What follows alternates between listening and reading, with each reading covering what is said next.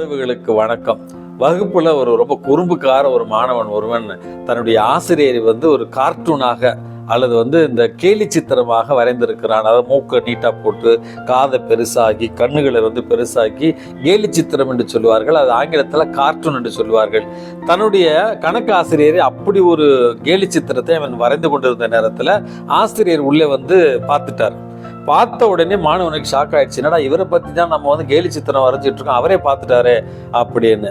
அவர் என்ன பண்றாரு, அந்த நோட்டை அவங்ககிட்ட இருந்து எடுத்துக்கிட்டு பிரேக் டயத்துல என்ன பாருன்னு சொல்லிட்டு கோபமா போயிடுறாரு.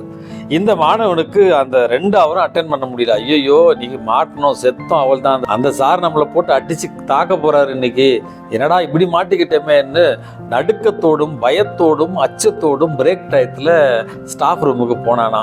ஸ்டாஃப் ரூம்ல இவனுக்காகவே காத்திருந்த அந்த ஆசிரியர், வா வா வா வா உள்ள வா, எப்படி இருக்க, நல்லா இருக்கியா அப்படின்னு பயந்துகிட்டே நல்லா இருக்கேன் சார் அப்படின்னு பாக்குறான். எடுத்து என்ன அடிக்க போறாரு திட்ட போறாருன்னு.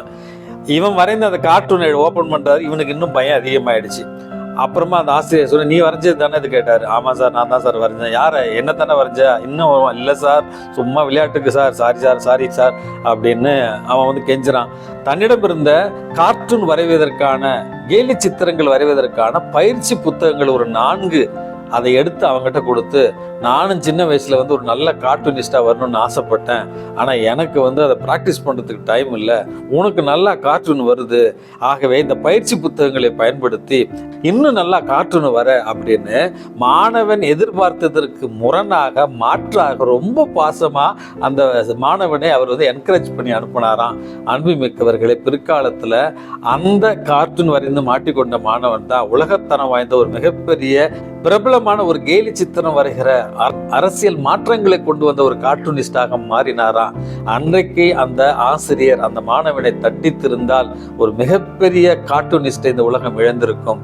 மாறாக எதிர்மறையான ஒரு செயலை செய்வதற்கு பதிலாக அந்த மாணவனுடைய வாழ்க்கையில நேர்மறையான ஒரு செயலை செய்து அந்த மாணவனுடைய வாழ்க்கையில மிகப்பெரிய ஒரு மாற்றத்தை கொண்டு வந்தார் அந்த ஆசிரியர். நம்முடைய வாழ்க்கையில கூட முடிவுகள் நேர்மறையானதாக பாசிட்டிவான விஷயங்களை நம்ம சிந்தித்து செயல்படுத்துகிற நேரத்துல நாமும் வெற்றி பெறுகிறோம், மற்றவர்களையும் வெற்றி பெற செய்கிறோம். இதைத்தான் வின் வின் கேம் அப்படி என்று சொல்வார்கள். நீயும் இந்த உலகத்துல ஜெயிக்கிற, நானும் இந்த உலகத்துல ஜெயிக்கிறேன் என்கிற அந்த நேர்மறையான எண்ணங்கள் தான். ஆகவே நேர்மறையான எண்ணங்களோடு வாழ்வோம். இந்த பூ உலகை இன்னும் புதுமையான உலகமாக மாற்றுவோம்.